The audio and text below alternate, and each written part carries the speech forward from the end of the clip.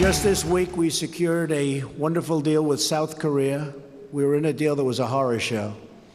It was going to produce 200,000 jobs. And it did, for them. That was a Hillary Clinton special, I hate to say it. This will produce 200,000 jobs. She was right, but it was for them. It wasn't for us. So we've redone it.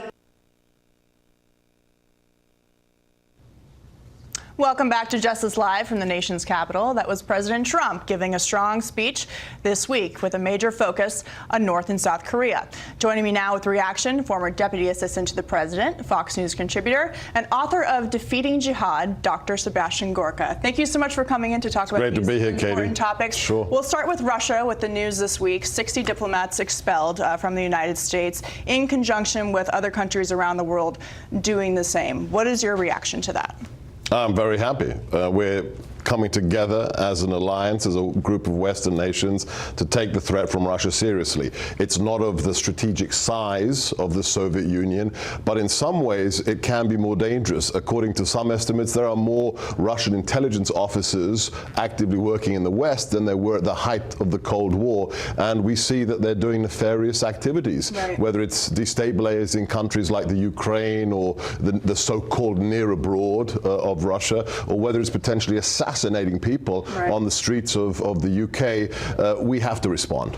Well, one of the things that the questions that come up is administration officials have been saying, look, these diplomats in the United States aren't actually Russian diplomats. They're just spies under a diplomatic flag, so to speak. So the question is, how is it that they've been operating as spies, as an intelligence network in the United States for so long? And it took this issue in the UK with the Russians poisoning a former spy who was a British citizen to get everyone to react this way. Well, look, there's an old tradition here. Every nation has diplomats they deploy to the territory of another country in their embassy. They can be working economics, politics, you name it. They can be, issuing visas. But every nation deploys intelligence professionals to their embassies.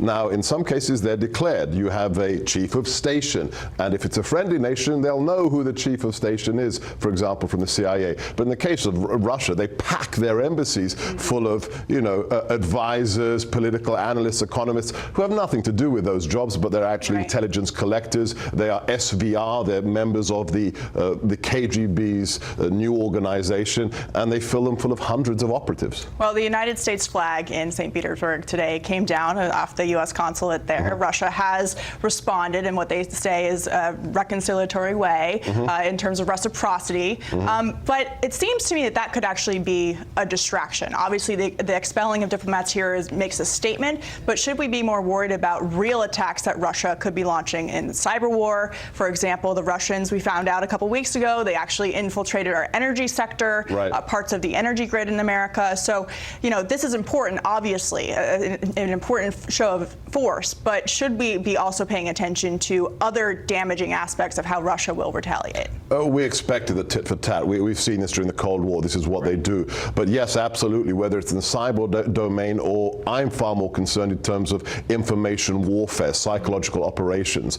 If you look at the fact that it was Russian propaganda that went into the Steele dossier that Hillary Clinton paid for that was used to acquire that illegal FISA warrant, well, guess what? That's a successful Russian information operation. That's the kind of thing we have to respond to as well. Right. I want to get to, related to Russia, the president said this week that he wants to take the United States out of Syria soon. Given that Russia has a lot of influence there, what is your reaction to that? And then I want to get to North Korea.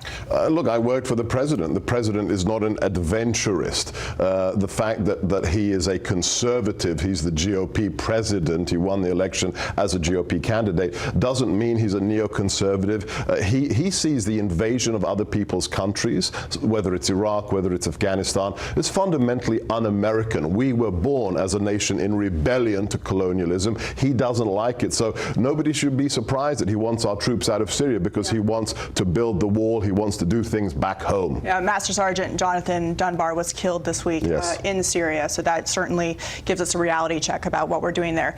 North Korea, the South Korean president and the North Korean dictator Kim Jong-un may be meeting to, scheduled to have some talks. What should we expect from that? And what should we expect from President Trump Trump's meeting with Kim Jong-un in the future. April 1st is tomorrow. May's not too far away. That's exactly when they said they wanted to have the meeting. So where are we on all of that? April 1st could be very apposite. Remember, this is a dictatorship. This is more Stalinist than even the height of Stalin's Soviet Union. This is a regime that starves its own people. So what do dictatorships do? They lie. Whether it's Hitler in Munich in 1938, whether it's the Soviet Union during the Cuban Missile Crisis, let's remember what Reagan said: trust but verify. This is the first time in 65 years a North Korean head of state wants to meet an American president. That's massive already, but let's not expect it to go completely smoothly. Right. I think that's good advice. Well, we are out of time, but Dr. Sebastian Gorka, thank you so much for coming in tonight. We appreciate it. Sure. And still ahead tonight, Charlie Kirk from Turning Point